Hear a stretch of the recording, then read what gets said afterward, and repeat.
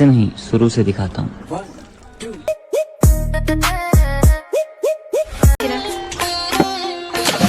स्नान कराए वो, वस्त्र ओढ़ाए वो, भोग लगाए बोला।